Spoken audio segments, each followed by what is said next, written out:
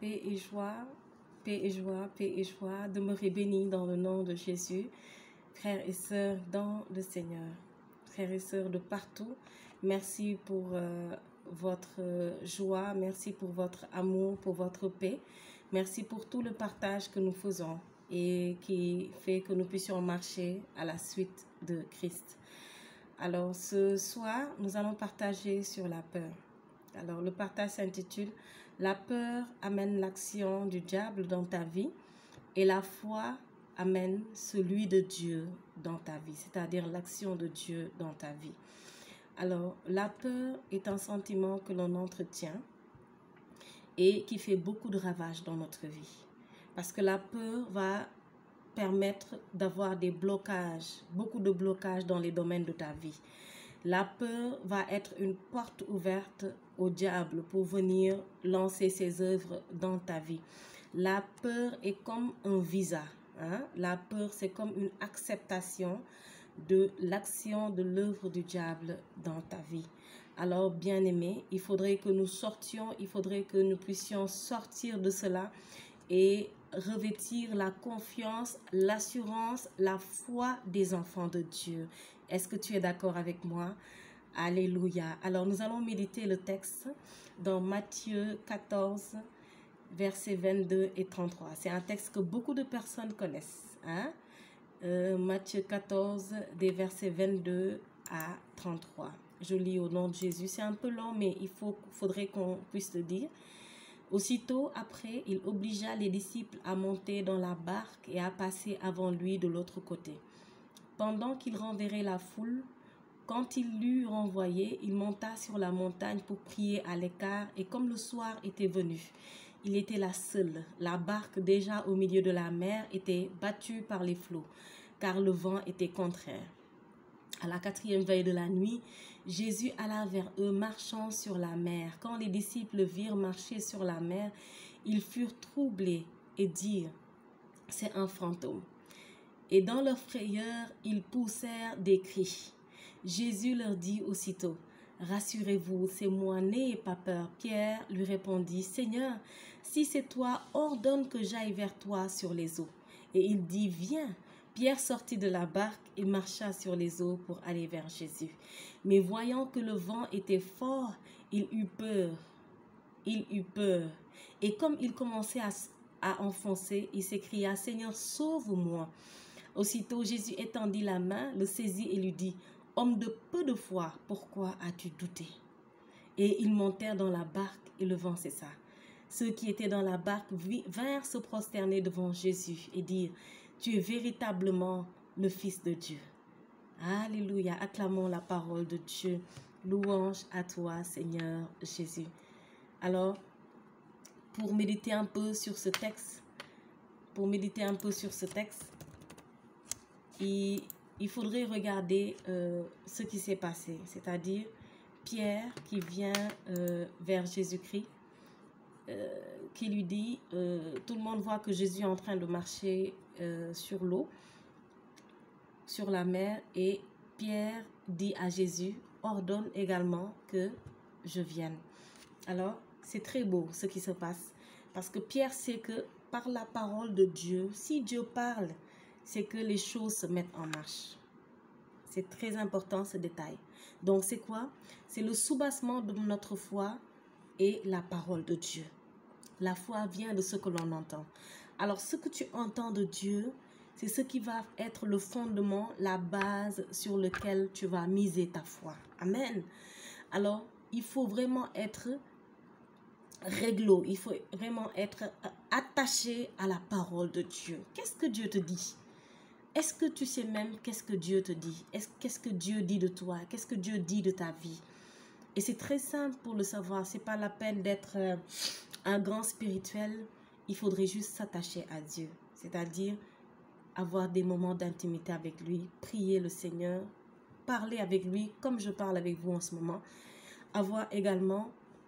Vivre également les sacrements et également, surtout, méditer, fréquenter la parole de Dieu.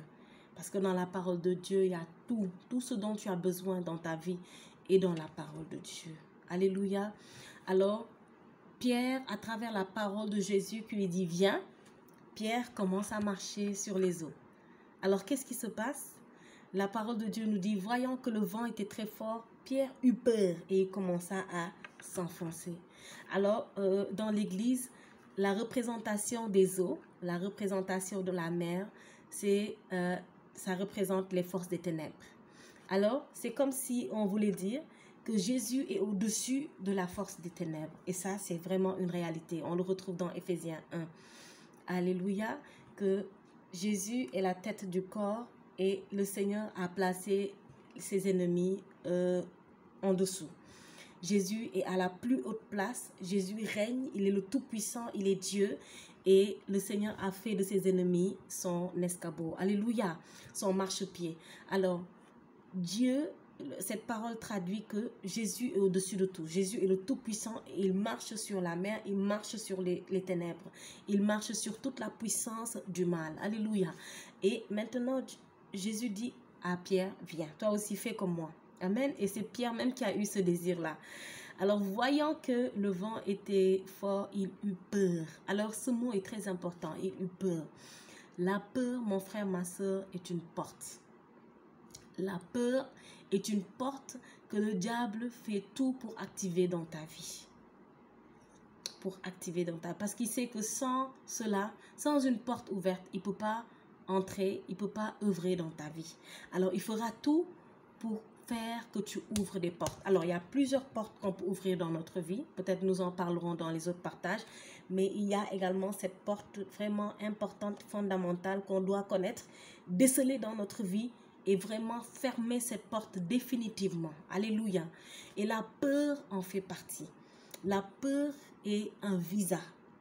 La peur est un visa pour permettre au diable d'entrer dans ta vie. Alléluia. Si tu montres au diable une assurance, si tu montres au diable que tu as foi en Dieu, que quels que soient les vents, quelles que soient les tempêtes, quel que soit ce qui tombe dans ta vie, que toi tu restes assuré, que toi tu restes rempli de foi, que Dieu est avec toi. Ah, je te dis, tenir ferme et le diable s'éloignera de nous. C'est dans Jacques, c'est dans la lettre de Saint Jacques. Donc, il faudrait qu'on tienne ferme, il faudrait qu'on ne chancelle pas, il faudrait qu'on soit comme des montagnes dans notre foi. C'est-à-dire qu'on ne parte ni à gauche ni à droite, qu'on ne bouge pas, qu'on sache que Dieu, ce qu'il dit est vrai. Il n'est pas un homme pour mentir. Et quel que soit ce qui se passe dans ma vie, je n'ai pas peur parce que je sais que Jésus-Christ de Nazareth a vaincu la mort qui est au-dessus de tout le mal. Je pense la mort est le summum, n'est-ce pas? N'est-ce pas? Donc, Jésus-Christ l'a vaincu. Donc, qu'est-ce que j'aurais à avoir peur ici-bas? Alléluia. Donc, vraiment, je te prie de puiser ta force, je te prie de puiser ton assurance, ta confiance, ta foi en Dieu et arrêter d'avoir peur. Et au nom de Jésus maintenant, je déclare que cette porte est fermée dans ta vie dans le nom puissant de Jésus. Que ce sentiment maintenant, que toutes ces épreuves liées à la peur que tu ressens est fermé maintenant dans ta vie au nom puissant de Jésus. Je déclare dans le nom puissant de Jésus que ce sentiment est brisé de ta vie, que par la puissance du sang de Jésus qui nous régénère et qui nous restaure, qui nous donne notre identité d'enfant de Dieu, que la peur te quitte maintenant dans le nom puissant de Jésus. Quel que soit l'esprit qui l'a mené dans ta vie, quel que soit le raisonnement qui l'a mené dans ta vie, je proclame dans le nom puissant de Jésus-Christ que tu n'as plus peur maintenant, que tu revais la foi, que tu revais les armes puissantes de Dieu, que tu revais la force du Saint-Esprit en toi, dans le nom puissant de Jésus-Christ. Et toutes les portes qui étaient rattachées à cette peur que tu vivais sont fermées maintenant de ta vie. Nous chassons maintenant le diable, je chasse maintenant le diable de ta vie au nom puissant de Jésus et toutes ses œuvres. Et maintenant, je referme, toi-même dis avec moi, je referme la porte maintenant que j'avais ouverte dans le nom puissant de Jésus. Car la parole déclare que la postérité d'Abraham possédera la porte de ses ennemis. Alléluia. Alléluia. Tu refermes maintenant toutes ces portes qui étaient ouvertes dans ta vie à cause de la peur que tu ressentais. Alléluia. Et tu vis maintenant la paix de Dieu, l'assurance des enfants de Dieu, la foi des enfants de Dieu, mon frère, ma soeur. Quand tu actives la peur dans ta vie, l'ennemi a une porte pour entrer et pour faire n'importe quoi et tout ce qu'il veut. Alléluia. Maintenant, quand tu actives la foi, tu donnes à Dieu la possibilité d'entrer dans ta vie, de siéger, de régner et de faire maintenant d'orienter ta vie dans son plan de bonheur qu'il a pour toi. Alléluia. Que le nom du Seigneur soit béni. Que le nom de Jésus soit béni aujourd'hui et à jamais. Amen. Alors je terminerai juste en rajoutant ces quelques versets qui sont dans la parole de Dieu. Dans Romains 8 au verset 15, la parole de Dieu nous dit l'exemple des enfants et nous avons reçu un esprit et vous n'avez pas reçu un esprit d'esclavage pour être encore dans la crainte, mais vous avez reçu un esprit d'adoption par lequel nous crions « Abba, Père ». Vous voyez l'exemple des enfants, quand ils sont avec leurs parents, ils sont rassurés, ils sont même insouciants, insoucieux. Ils se disent, voilà, papa et maman sont là, donc nous ne craindrons aucun mal, nous ne craignons rien. Alors vraiment, par Jésus-Christ de Nazareth, cette relation filiale est entrée avec nous, avec Dieu. Tous ceux qui croient en Jésus-Christ, ils savent que Dieu est notre Père. Nous l'appelons maintenant Abba, qui veut dire source. Nous venons de Dieu et Dieu est notre Père. Dieu est celui qui prend soin de nous. Dieu est celui qui nous protège. Dieu est celui qui regarde chaque détail de notre vie et qui regarde qui tourne autour de Pascaline. Donc, tant que tu n'ouvres pas la porte, personne ne peut te toucher.